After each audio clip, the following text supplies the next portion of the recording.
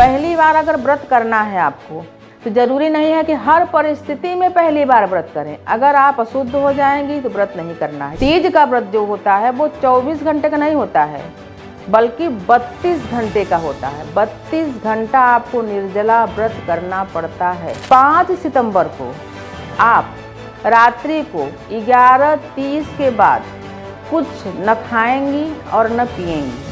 इसके पहले भी जो चीज़ें खाएंगी वो सूखा, नमकीन या ज़्यादा मीठा चीज़ें अगर खाएंगी तो आपको 2-4 घंटे के बाद ही बहुत प्यास लगेगी। हल्का भोजन, दाल चावल रोटी सब्जी बिना लहसुन प्याज के, और वो भी फल खाएं। अगर दूसरे टाइम फल खा लें 4 बजे तक तो भी आपको प्यास नहीं लगेगी। फिर लगातार आप पानी पिएं। तो आप जब संकल्प लेते हो पहली बात तो आपको शक्ति मिल जाती है व्रत करने की। नमस्कार, मैं शारदा पांडे आसान जिंदगी किस एपिसोड में आपका स्वागत करती हूँ।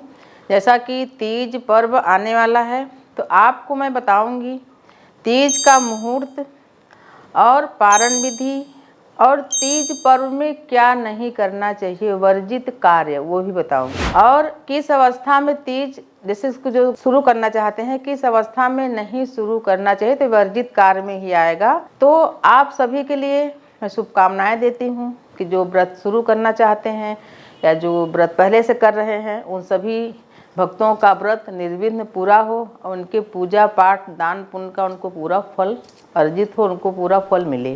तो सबसे पहले मैं आपको बताना चाहूँगी कि जो मैं साड़ी पहनी हूँ ये हमारी व्यूअर, हमारी सब्सक्राइबर प्रियंका जी ने हमको आगरा से भेजा है। और दूसरी बात ये बताना चाहूँगी कि जो मैं पिछली तीजा में साड़ी पहनी थी वो भी प्रियंका जी आगरा से भेजी थी हमारे जन्मदिन पर 22 जुलाई को भेजती हैं। तो अभी मैं ब्लाउज तैयार करके तो मैं इसका वो आपको दिखाना चाहूँगी आँचल। ये देखिए, हमको मोर बहुत पसंद है तो ये मोर वाला देखिए, ये आंचल, ये इस तीज पर्व में मैं इसको पहनी, इसी साल भेजी हैं। मैं आप सभी को बताना चाहूँगी कि आप सभी का ये प्रेम है। मैं ऐसा कहती नहीं हूँ कि आप हमें दें, पर आप हमें देते हैं तो मैं प्रेम से स्वीकार करती हूँ, क्योंकि आप भी हमारे साथ जुड़े हैं, हमारे घर जैसे ही हैं, घर के व्यक्तियों जैसे ही हैं। अब मैं आपको बताना चाहूँगी तीज पर्व के बारे में। हमेशा तीज पर्व हर साल भादो महीने की शुक्ल पक्ष की तृतीया में मनाया जाता है। और अगर ये तीज पर्व हस्त नक्षत्र में पड़ती है तो बहुत ही शुभ होती है। पर इस बार जो तीज पर्व है आपको मैं विशेष जानकारी दूंगी, इस वीडियो को शेयर भी जरूर करें और हमारा चैनल आसान जिंदगी को सब्सक्राइब कर लें तो आपको सभी वीडियो मिलेंगे। बेल आइकन का बटन भी दबा लें, आपको सभी वीडियो आगे मिलते रहेंगे। तो इस बार 6 सितंबर 2024 दिन शुक्रवार को तीज व्रत रहेगा, यानी पड़ेगा, तीज पर्व मनाया जाएगा। तो 6 सितंबर को आप लोग सभी 6 बजे से पहले ही बिस्तर से जब उठें, सूर्य उदय से पहले ही बिस्तर से, यानी कि जब व्रत वगैरह रहे तो थोड़ा जल्दी उठ जाएं, 9 बजे तक न सोएं। बिस्तर से उठें और बिस्तर पर ही संकल्प ले लें। वो चलता रहेगा क्या, हस्त नक्षत्र, हस्त नक्षत्र में ही संकल्प लें। जो पहली बार व्रत कर रहे हैं उनके लिए विशेष है ये, और जो व्रत पहले से कर रहे हैं संकल्प तो उनको भी लेना पड़ता है। उनको ये लेना पड़ता है कि आज हम तीज व्रत निराहार निर्जला रहेंगे हस्त नक्षत्र में हम। और इस दिन जो भी तिथि होती है, जैसे संकल्प लेते हैं तो उसमें सब तिथि कि 6 सितंबर 2024 दिन शुक्रवार को इतने समय हस्त नक्षत्र में अपना नाम अपना गोत्र लेकर के हम संकल्प ले रहे हैं कि आज हम इस व्रत को करेंगे। फिर लग जाएगा सुबह 5:55 से, उसके बाद लग जाएगा चित्रा नक्षत्र, यानी हस्त नक्षत्र में आप संकल्प लोगे।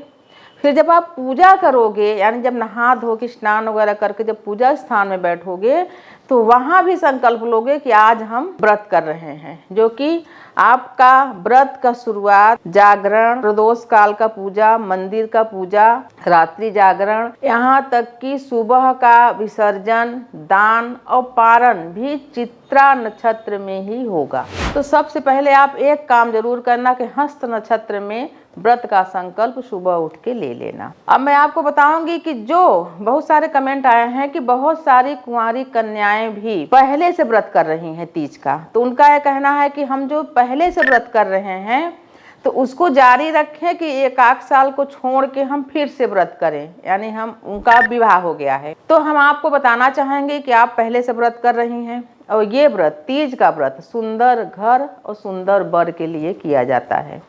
तो आपकी कामना पूरी हो गई, यानी आपको सुंदर घर और वर मिल गया। तो इस व्रत को खंडित नहीं करना चाहिए, यानी कि बीच में छोड़ना नहीं चाहिए। व्रत को आप कंटिन्यू रखें। पहली बार आप व्रत करी तो कुंवारी थी, जाहिर है मायके में ही करेंगी, लेकिन जो अब व्रत करेंगी विवाह के बाद, उस व्रत को भी आप मायके में ही करेंगी अगर कर पाए। अगर प्रदेश में नहीं गई हैं, कोई दिक्कत नहीं है ससुराल से आने में, तो आके मायके में ही करें। पहले भी बताई हूँ कि जब पहली बार आप मायके में व्रत करेंगे तो ससुराल से सभी पूजा की सामग्री, यानी तीज, जैसे हम लोग अपने वहाँ जब रहते थे प्रयागराज में, तो जो हमारी भाभियाँ आई थी बनारस से, सीकर से, मिर्ज़ापुर से, तो वहाँ से उनके मायके से तीज आता था। तो परात में करके पूरा अम्मा लोग सजा के दिखाती थी कि देखो ये साड़ी है, श्रृंगार का सामान है, ये फल है, ये मिठाई है, ये सास के लिए साड़ी है। तो हम लोग बहुत उत्साहित होकर देखते थे, मन में होता था कि हमारा भी विवाह होगा तो हमारे भी ससुराल से आएगा। ऐसे ऐसे बच्चों के मन में उत्साह होता है। तो मायके में जब लड़कियां व्रत करें तो ससुराल से तीज आना चाहिए। उसमें सभी, जैसे कि लड़की जो वस्त्र पहन के पूजा करेगी, वो कपड़ा, साड़ी, साया, ब्लाउज, लाल, गुलाबी, जो भी कलर पसंद हो, काला, नीला वगैरह नहीं चलता, सफ़ेद वगैरह, फल, मिठाई, पूरा श्रृंगार का सामान, दक्षिणा, सास के लिए भी कपड़ा, सभी चीज़ें, और कुछ पैसा नगद देना चाहिए। अगर आप किसी कारणवश मायके में नहीं जा सकते, ससुराल में हैं, तब मायके वाले आपको तीज का सामान देंगे। यानी ऐसी विधि है कि मायके में रहे तो ससुराल में पहले साल ये आवश्यक रहता है, बाकी सालों में नहीं। मायके रहे तो ससुराल में, ससुराल रहे तो मायके से ये सब चीज़ें आती है। इससे क्या है, जुड़ाव और प्रेम, देवी देवता का जो आशीर्वाद, ये दोनों तरफ से। यानी हम जब मायके से ससुराल आते हैं तो हम एकदम से कट नहीं हो जाते। हमारी दादी लोग बोलते हैं कि बेटियां बुढ़ा जाती हैं, मायका नहीं बुढ़ाता, मायका हमेशा बचपना रहता है, बचपना हमेशा सुखमय होता है, याद किया जाता है, तो मायका हमेशा बच्चा ही रहता है। फिर आपको बता रही हूँ कि अगर पहली बार आप तीज व्रत शुरू करना चाहते हैं तो पहली बार और आखिरी जब उद्यापन करते हैं तब में विशेष उत्सव मनाया जाता है। विशेष उत्सव में क्या होता है, जैसे पहली बार आप व्रत करोगे तो एक साड़ी, एक साया, ब्लाउज लाल रंग का, पूरा श्रृंगार का सामान, कुछ मिठाई, कुछ फल, कुछ दक्षिणा, ये पहले गौरी शंकर जी को चढ़ाएं, माँ पार्वती भगवान शिव जी को चढ़ाने के बाद, यानी आप रात्रि पूजा करेंगी उसमें चढ़ाने के बाद, और या आप मंदिर जा रही हैं, मान लीजिए सुबह या शाम, तो मंदिर में भी चढ़ा के, ऐसे मंदिर में चढ़ाएं जहाँ की पति पत्नी एक जोड़ा रहे, और चढ़ाने के बाद बोलें कि पंडित जी आप इसको ले लेना। ऐसा भी कर सकते हैं आप। चढ़ाएं जहाँ पर शिव पार्वती जी की मूर्ति हो, वैसे तो घर में ही विधिवत चढ़ा के सुबह दान करना चाहिए, या आपको जैसी सुविधा हो। बिछुआ जरूर चढ़ाएं पूजा में और उसको दान कर दें। फिर जब आप उद्यापन करोगे उस समय भी ये सभी चीज़ें, उद्यापन में पंडित जी खुद ही लिखाते हैं, सभी चीज़ें लगती हैं, तो उसको भी दान किया जाता है। तो पहली बार जो पूजा करेंगे उनके लिए बता रही हूँ। तीज के व्रत के आगे और पीछे कोई भी, जैसे एक दिन पहले, मान लो गुरुवार का आप व्रत कर रही हैं पहले से, तो ना करें। कंटिन्यू 2 व्रत नहीं होना चाहिए। शनिवार का या जैसे कि कोई और व्रत कर रही हैं तो पारण के दिन भी कोई व्रत नहीं होना चाहिए। तीज का व्रत आप निराहार निर्जला करेंगे। कभी कभी क्या होता है, कमेंट आता है, हमसे बोलते हैं लोग कि हमको, हमारे शादी को इतने साल हो गया, 7 साल हो गया, 8 साल हो गया, हम तीज व्रत नहीं कर रहे हैं। मैं पूछती हूँ क्यों, तो बोलते हैं ऐसे ऐसे कोई व्यवधान आ गया। तो हम कहे क्या व्यवधान आता है, तो बोले कि जैसे हम पहली बार जब हम विवाह करके आए तो हम अशुद्ध हो गए तो हम नहीं कर पाए। फिर हम दूसरी बार करने के लिए सोचे तो उस समय हमारे जेठानी को बच्ची पैदा हो गई, तब भी हम नहीं कर पाए। फिर हम तीसरे साल करने के लिए सोचे तो बोले कि खुद वो गर्भवती हो गई, तो उनके घर वाले बोले कि ऐसी अवस्था में निर्जला व्रत नहीं करना है, फलाहारी भी व्रत ना करें, क्योंकि तमाम जो है बच्चा जो पेट में उसको तकलीफ हो सकता है ऐसे, तो उसमें नहीं कर पाए। 1 साल वैसे निकल गया। फिर उसके अगले साल पूरा अपना कथा बताएं कि फिर उसके अगले साल हमारी अजिया सास खत्म हो गई तो हम नहीं कर पाए। यानी उसी दौरान 1 महीना के आगे पीछे, क्योंकि घर वाले बोले कि नहीं इस समय नहीं करना है। फिर उसके बाद 1-2 साल, 2 साल, 3 साल हो गए, फिर वो अपने पति के साथ परदेश में चली गई। फिर वहाँ पर जहाँ पर वो गई वहाँ पर उनको बच्चा छोटा है, पति ऑफिस जाते हैं, तो हम व्रत करेंगे तो हम कैसे घर संभालेंगे, वो नहीं कर पाए। कुल मिला के लगभग 8-9 साल, लगभग 10 साल हो गया। तो बोले कि अब हमको व्रत करने की इच्छा है, हम व्रत पूजा करना चाहते हैं, बच्चा हमारा बड़ा हो गया है, कोई जिम्मेदारियां नहीं है, तो हम कर सकते हैं क्या। हम कहे चलो कि जब भी जागो तभी सवेरा। अगर आप अब भी करना चाहती हैं तो बिल्कुल संकल्प लेकर, ज़्यादा नहीं तो 12 साल का संकल्प ले लें, पूजा करें, व्रत करें, जितना भी आप कर सके उतना करें। लेकिन जब भी शुरू करें तो जैसे बताई हूँ पद्धति कि सभी चीज़ों को दान करना है, उद्यापन के समय भी सभी चीज़ों का दान करना है। जिस दिन तीज का आप व्रत करोगे उस दिन आप लट जीरा, इसको चिरचिरी बोलते हैं, लट जीरा का जो दातून है वो करना चाहिए। माँ पार्वती जब बीहड़ों में गई थी तो उनकी सहेलियाँ वो लट जीरा का दातून लाती थी, वही माँ पार्वती करती थी। तिल की पत्ती, आजकल खेतों में तिल खूब होता है। आप लोग शहर बाजार में होंगे तो वहाँ भले ना मिल पाए, लेकिन दातून वगैरह सभी जानते हैं। अपने भारत में तो हर जगह मार्केट में, जैसे कि हलछष्ट में दोना वगैरह सब बिकता है, तो उससे तिल की पत्तियाँ और दातून वगैरह भी बिकता है। जहाँ मिल सके तो आप ले सकें। तिल की पत्तियाँ ला के उसको हाथ में आप ऐसे रगड़ोगे तो उसमें झाग निकलता है। तो उसको पहले तो आप बाल पहले से ही धो लें, शैम्पू वगैरह पहले से कर लें, फिर उसको बालों में लगा के धोया जाता है। वो बहुत शुभ माना जाता है, बहुत सिल्की हो जाता है बाल, बालों में लगा के धो देते हैं। तो आपको बताई हूँ मैं कि तिल की पत्तियों से बाल थोड़ा सा, अगर ज़्यादा है तो थोड़ा सा लगा के स्नान कर लें, और चिरचिरी की मुखारी भी करें, यानी उससे दांत साफ करें। तो इन महापर्वों में जो महाप्रसाद होता है खुद से बनाया जाता है, फिर भगवान जी को चढ़ाया जाता है। जब आप निर्जला व्रत कर रही हैं, इतना कठिन व्रत कर रही हैं, तो भगवान को जो प्रसाद अर्पण किया जाता है वो खुद बनाएं, उसी दिन बनाएं। यानी पूजा विशेषकर प्रदोष काल में रात्रि में शुरू होता है। पूजा जब करें तो इस दिन पति का नाम विशेष लिया जाता है। जैसे हमारी दादी लोग थी तो अभी कभी नाम नहीं लेती थी, लेकिन तीज के दिन नाम लेकर, ये मेरे पति का नाम है, माँ पार्वती श्री गणेश जी से, श्री भोलेनाथ जी से प्रार्थना करें कि मेरे पति को दीर्घायु बनाएं, सुबुद्धि दें, कि हमारे साथ मिल के, हमारे घर वालों के साथ मिल के, बच्चों से मिल के जीवन जिएं, एक साथ रह के। ये प्रार्थना पति का नाम लेकर किया जाता है। और तीज के दिन विशेष 16 श्रृंगार करना चाहिए। जैसे बहुत सारे लोग अपने बच्चों को भी काजल नहीं लगाते, डॉक्टर मना किए रहते हैं, महिलाएं भी काजल नहीं लगाती हैं। तो अच्छी क्वालिटी का काजल घर में बना सके तो घर में, नहीं बाजार में भी मिलते हैं। काजल 16 श्रृंगार में अति महत्वपूर्ण होता है। काजल लगाएं कब? जब पूजा करें, करने जाएं तब।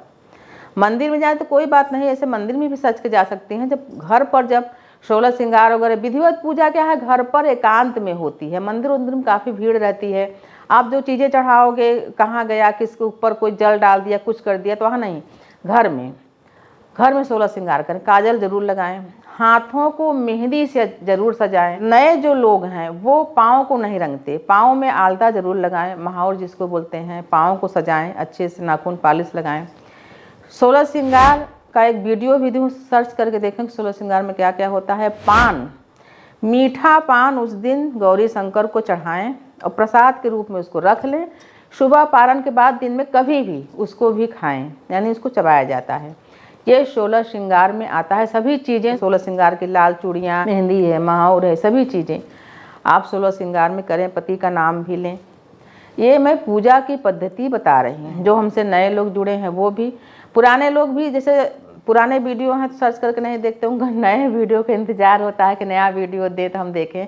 तो आप लोग को भी जैसे वीडियो दे रहे हैं तो जब बताते हो तो कुछ चीज़ें भूल गए हैं, तो नए तरीके से आपको याद हो जाता है। तो पूजा में 16 श्रृंगार भी करें। तो अब मैं आपको बताऊंगी पारण मुहूर्त। तो पारण मुहूर्त ऐसा है जैसे कि आप निर्जला व्रत का संकल्प लेंगी या आप फलाहारी व्रत का संकल्प लेंगी, क्योंकि ये जो व्रत है जैसे कि करवा चौथ के जैसे नहीं है। तीज का व्रत जो होता है वो 24 घंटे का नहीं होता है, बल्कि 32 घंटे का होता है। 32 घंटा आपको निर्जला व्रत करना पड़ता है। पूछो 32 घंटा क्यों, 24 घंटा क्यों नहीं? 5 सितंबर को आप रात्रि को 11:30 के बाद कुछ न खाएंगी और न पिएंगी। इसके पहले भी जो चीज़ें खाएंगी वो सूखा, नमकीन या ज़्यादा मीठा चीज़ें अगर खाएंगी तो आपको 2-4 घंटे के बाद ही बहुत प्यास लगेगी। तो आपको मैं पहले से हिदायत दे रही हूँ कि सूखा, जैसे कि तमाम मैदे की चीज़ें होती हैं, समोसा, जलेबी, तमाम चीज़ें मीठी उठी, ये सब नहीं। हल्का भोजन, दाल चावल रोटी सब्जी बिना लहसुन प्याज के, और वो भी फल खाएं। अगर दूसरे टाइम फल खा लें 4 बजे तक तो भी आपको प्यास नहीं लगेगी। फिर लगातार आप पानी पिएं 11:30 बजे तक। अब आप जोड़िए कि 32 घंटे कैसे हो जाएगा।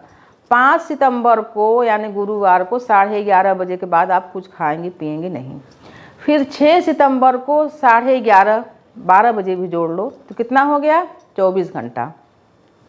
फिर उसके बाद पूरी रात 12 बजे के बाद फिर 1 2 3 4 5 6 यानी सूर्योदय के बाद ही आप पारण करोगे। तो 24 और 6 जोड़ लो, कितना हुआ, ज़्यादा ही हो जाएगा। यानी 6 बजे नहीं कर पाओगे पारण, सूर्योदय के बाद 7 भी बज सकता है, 8 भी बज सकता है।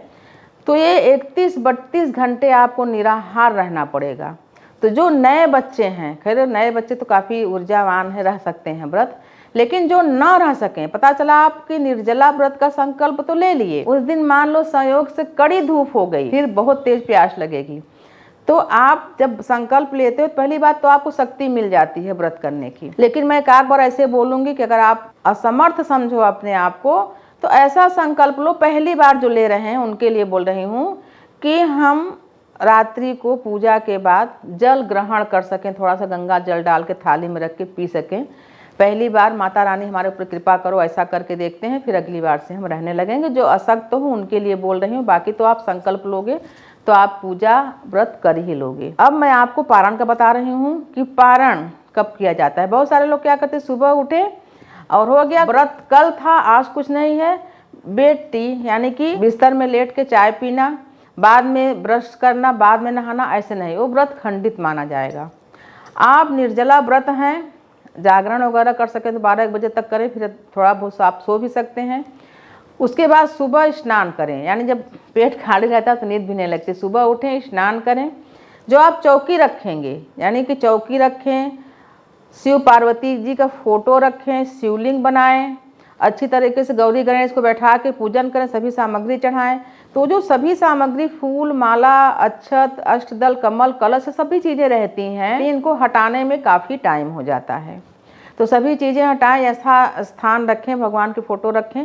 फिर वो सभी चीज़ों का जो गौरी गणेश है, शिवलिंग है, सभी चीज़ों का विसर्जन, एक मैं बताई हूँ तीज विसर्जन, उसको सर्च करके देखेंगे तो देव वृक्ष हैं, जैसे पीपल हैं, समी हैं, आंवला हैं, बरगद हैं, अगर ये आपके आसपास हो तो वहाँ खड्डा बना के इन चीज़ों को दबा सकती हैं, और नहीं तो जल विसर्जन करवा दें। जो लाल वस्त्र या पीला वस्त्र बिछाए हैं उसी में सभी दान सामग्री, जो भी खाने पीने की कच्ची चीज़ें होती हैं, सभी दान सामग्री उसमें बांध के आप मंदिर भेज सकती हैं। जो भी रसोई में किचन में हम बनाते हैं, दाल चावल रोटी सब्जी आटा आलू बैंगन, थोड़ा घृत, कुछ प्रसाद, कुछ दक्षिणा, कुछ कपड़े उसमें डाल के आप दान कर सकते हैं। ये सभी के लिए है, जो भी व्रत करते हैं उन सभी के लिए। लेकिन जो पहली बार व्रत कर रहे हैं उनके लिए विशेष दान बताती हूँ, बिछिया वगैरह, साड़ी साया ब्लाउज वगैरह, वो सब अलग से दान किया जाता है। अब आप हड़ताल क्या है, किसी भी व्रत में आप देखोगे, पढ़ोगे, जब व्रत कथा पूजा और पाठ जब पाठ करोगे तो आपको समझ में आएगा कि सभी व्रतों में ब्राह्मण भोजन अनिवार्य है। एकल परिवार में अभी सब नहीं चल पा रहा है। तो आप अगर जो पहली बार व्रत करें उनके लिए बोल रही हूँ, अगर आप हो सके तो एक जोड़ा ब्राह्मण दंपत्ति को भोजन जरूर कराएं, पति पत्नी को, उनको जोड़ा बोलते हैं।